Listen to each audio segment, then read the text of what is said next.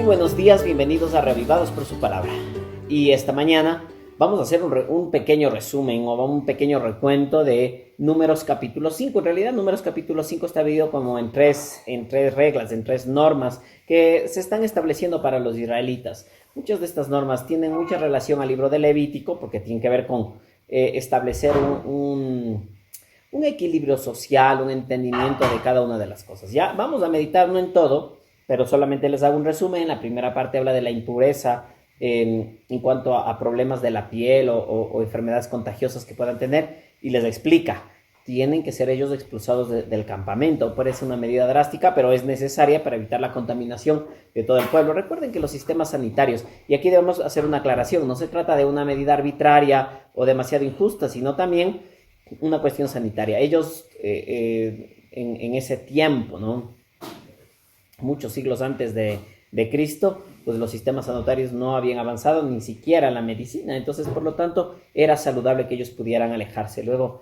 vamos a hablar sobre la restitución de los daños que se hacían los unos hacia los otros, que también era una ofensa ante Dios, y luego una ley sobre los celos, ¿no?, que puede ser un poco controversial la explicación que da aquí, pero debemos tomar en cuenta que en ese tiempo, cómo se trataban en todas las culturas de alrededor, circunvencinas, este tipo de cosas eran muy, muy terribles. Entonces, más bien aquí se trae una norma un poco más humana, un poco más tranquila en relación a lo que se tenía en cuenta en las culturas de alrededor, ¿no? Solamente para tener una aclaración. Sin embargo, vamos a detenernos en Números capítulo 5, ¿no?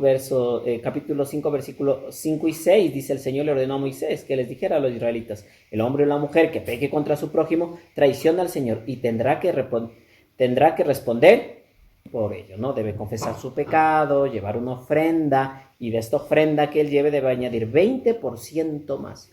Defraudar a alguien, hacerle daño a alguien, es complejo. Está hablando de pecados que pueden ser no intencionales como los intencionales, independientemente de cómo se hayan dado las cosas. Si alguien hizo un daño al demás o a la otra persona, defraudó, no devolvió lo que prestó, perdió lo que tenía de otra persona, ¿no?, fue un poco indelicado con cosas que no eran suyas también, entonces tenía que devolver, ¿no? El Señor le está diciendo, esto también representa una ofensa hacia él mismo, ¿no?, hacia el mismo Dios.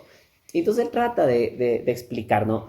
Es decir, tenemos que ser personas muy honestas, tenemos que aprender a ser personas confiables hacia los demás y respetuosos de los que están a nuestro alrededor. ¿Está bien?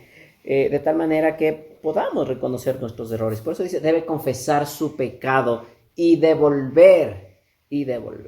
No sé si alguna vez defraudaste a alguien, no sé si tienes algo que no te corresponde y deberías devolverlo, piénsalo, ¿no? En ese tiempo había que devolver con el 20% agregado del valor. Es tan interesante estas normas que establece Dios, porque así vivimos en santidad, en otras palabras, es decir, así reflejamos a Dios, así somos separados para Dios, viviendo en respeto hacia los demás y en perdón hacia los demás. Por eso dice, debe confesar su pecado y debe haber una restitución.